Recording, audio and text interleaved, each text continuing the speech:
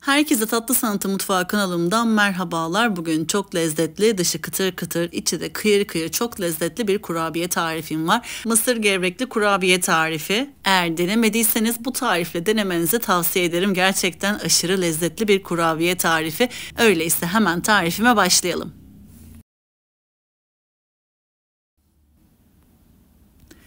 Öncelikle uygun bir kabımızın içerisine 2 adet yumurtamızı alalım.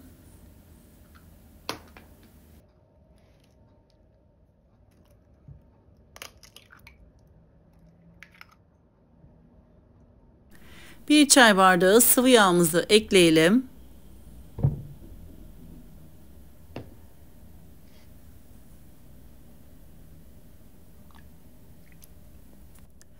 ...250 gram oda sıcaklığında beklettiğimiz tereyağımızı ekleyelim.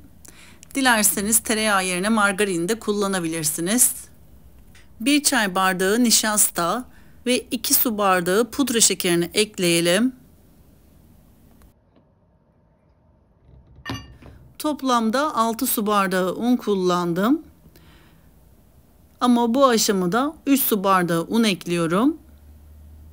Güzelce bir karışım elde ettikten sonra diğer 3 su bardağı unumu da ekleyeceğim.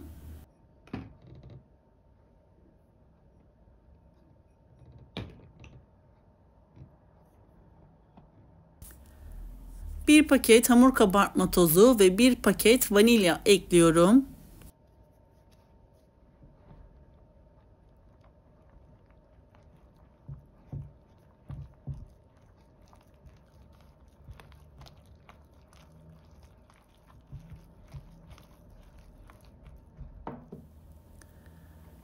Diğer 3 su bardağı unumu bu aşamada ekliyorum ve yoğurmaya devam ediyorum. Hamurum gördüğünüz gibi cıvık olduğu için 3 su bardağı un ekledim. Bu kurabiye malzeme ölçülerinden yaklaşık 48 adet kurabiye çıkıyor. Ben fazlaca yapmıştım çocuklarım ve arkadaşları için. Ama sizler dilerseniz malzeme ölçülerini yarı yaparak daha az kurabiyeler elde edebilirsiniz.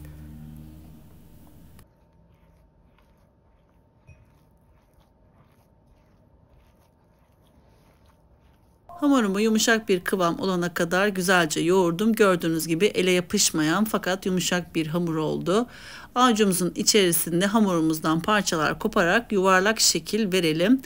Yağlı kağıdımıza aralıklı bir şekilde dizelim.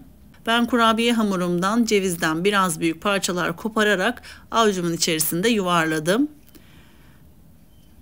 Dilerseniz daha küçük boyutlarda da yapabilirsiniz.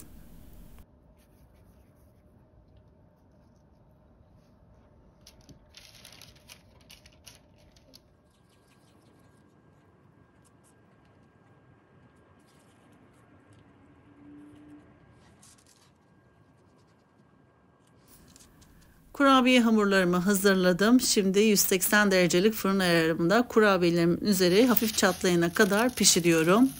Kurabiyelerim fırında pişerken hemen mısır gevreklerimi avucumun içerisinde kırıyorum. Çok küçük parçalar haline, kum haline gelecek şekilde ufalamayalım.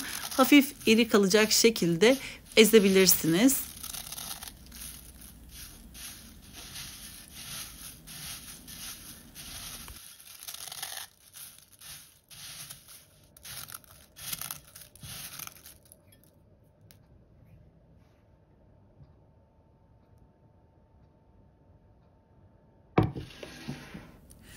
Kurabiyelerim pişti. Hemen üzeri için benmari usulü erittiğim 120 gram sütlü çikolatamın içerisine 3 yemek kaşığı sıvı yağ ekledim ve karıştırdım. Gördüğünüz gibi hafif akışkan bir kıvamda oldu. Kurabiyelerimizin üzerine öncelikle benmari usulü erittiğimiz çikolatamızı sürelim. Daha sonra cornflakes'e batırıp her tarafını cornflakes'e bulayalım. Benmari usulü çikolatanın yapılışını ilk defa yapacak olan kıymetli takipçilerim için bahsetmek istiyorum. Bir cezvenin içerisine yarısına kadar su dolduralım. Üzerine bir kasenin içerisine çikolatalarımızı kıralım ve cezvenin içerisindeki suyun buharıyla çikolatalarımızı eritelim. Bu şekilde benmari usulü çikolatalarımızı hazırlayabilirsiniz.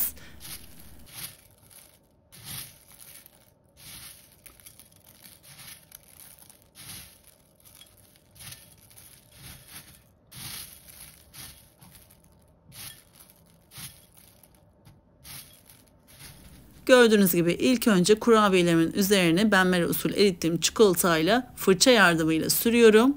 Daha sonra mısır gevreğine buluyorum. Kurabiyelerim bitene kadar bu işlemi yapıyorum.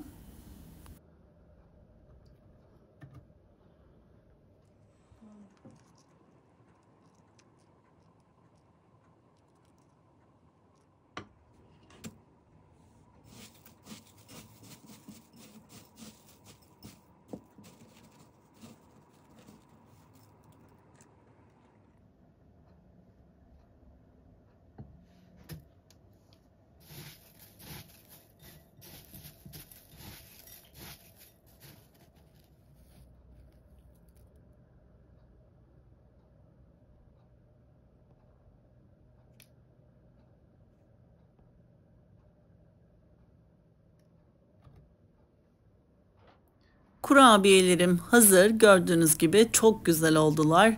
İnanılmaz lezzetli bir kurabiye tarifidir. Denemenizi tavsiye ederim. Sizlere hemen bu güzel kurabiyenin iç dokusunu, kıvamını göstermek istiyorum. Sizler kurabiyenin iç dokusuna, kıvamına bakarken küçük bir hatırlatmada bulunmak istiyorum. YouTube kanalıma henüz abone olmadıysanız YouTube kanalıma abone olmayı, paylaştığım videolarıma beğeni bırakmayı lütfen unutmayınız. Yepyeni tariflerimden anında haberdar olabilmek içinse bildirim zilini lütfen açınız.